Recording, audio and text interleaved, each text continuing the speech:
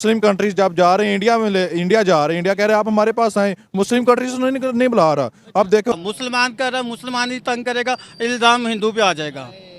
India G20 member है और वो दुनिया की अब यूके के बराबर या उससे ज़्यादा ये बताया जा रहा है कि उसकी इकोनॉमी है। इतने छोटे से मुल्क में जिनको हम सपोर्ट करते हैं, हम उनके पास जाएंगे। तो देखिए, इंडिया को ये कहने की जरूरत ही नहीं पड़ी कि एक छोटा मुल्क जो कि हमसे मदद लेता है, हमारी मदद से चलता है, हमारे टूरिज्म से चलता ताकि पढ़ेगा इंडिया और बढ़ेगा इंडिया, ठीक है ना। इसका मतलब अगर उन्होंने 2002 के अंदर शुरू किया है तो आज आज 2024 है, इसका मतलब उनके पास एक पढ़ी लिखी जनरेशन है।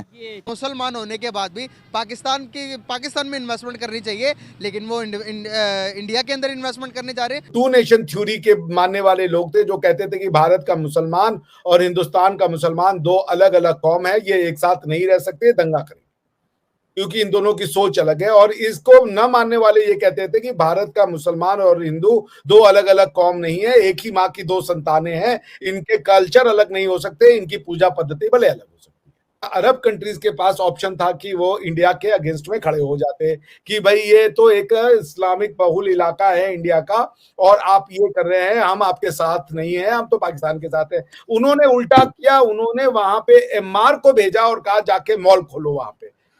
कश्मीर के में इस्लामिक आतंकवाद ने या रेडिकलिज्म ने, इस्लामिक जिहाद ने वहां पे डेवलपमेंट का सारा रास्ता बंद कर दिया था।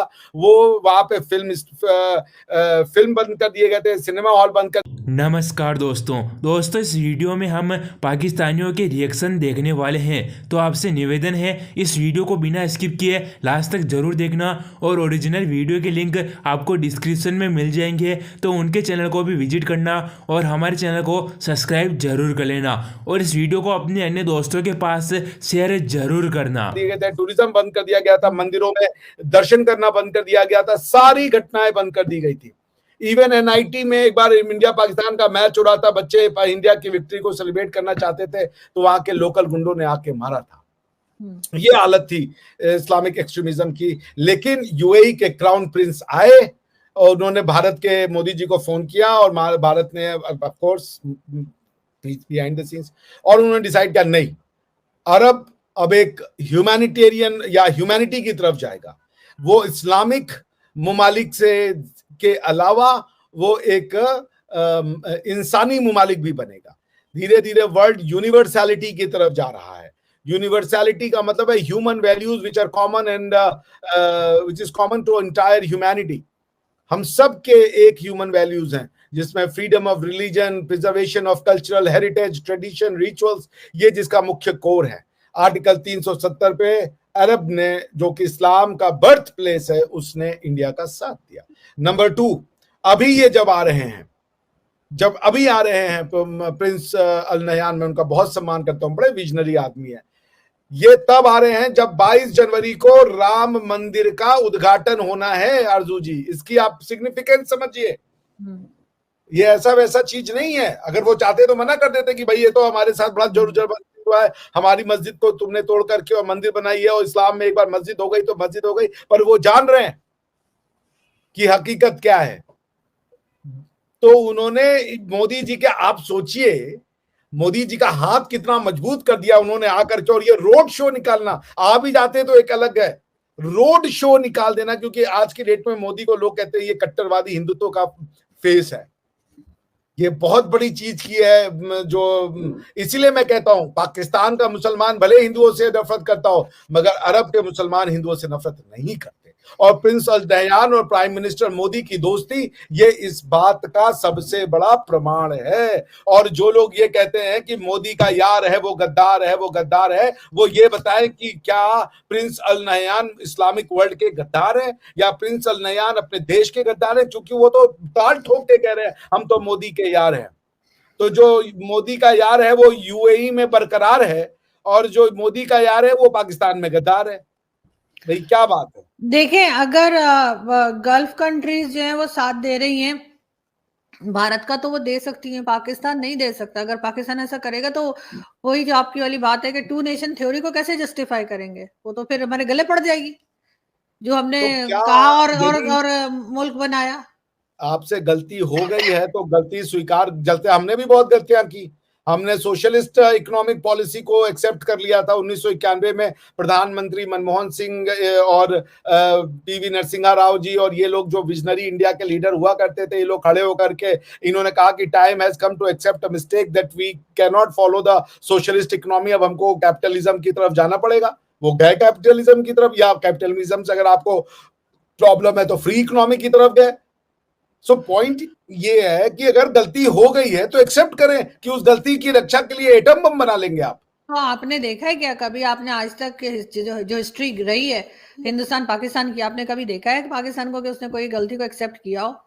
पाकिस्तान की हिस्ट्री नहीं है ना Arzoo ji. You are a country without history. इसको समझिए सेंटेंस का depth. Pakistan is a country without history. Pakistan only has present. क्योंकि जब हिस्ट्री बनती है, जैसे कहते हैं ना, एंड ऑफ अ बिगिनिंग। जब पाकिस्तान टूटा तो पाकिस्तान की हिस्ट्री खत्म हो गई, क्योंकि वो मानते ही नहीं उसको, बांग्लादेश की हिस्ट्री मानते हैं। Pakistan is a country without history, जिसे कहते हैं कंट्री विदाउट पोस्ट बॉक्स। समझ रही है ना? Pakistan is a country without future and without history. It only lives in present. और वो भी वो कार्व आउट करना चाहते हैं। डिल्यूजनल कंट्री है पाकिस्तान। चलिए आइए हम यूएई के जो आए हैं उनके दूसरे एंगल पे जाते हैं। तो नंबर 1, अयोध्या के मंदिर में श्री राम का, और अयोध्या में मंदिर बनना उत्तर भारत को मंदिरों से साफ कर दिया था इस्लामिक आक्रांताओं ने। ये बात सच है। और भारत के जिस पार्ट में मंदिर ज्यादा हैं वो पार्ट इकोनॉमिकली ज्यादा डेवलप है। और भारत के जिस पार्ट से मंदिरों को साफ कर दिया गया था वो बीमारू स्टेट बन गए। वो रिवाइवल किया जा रहा है।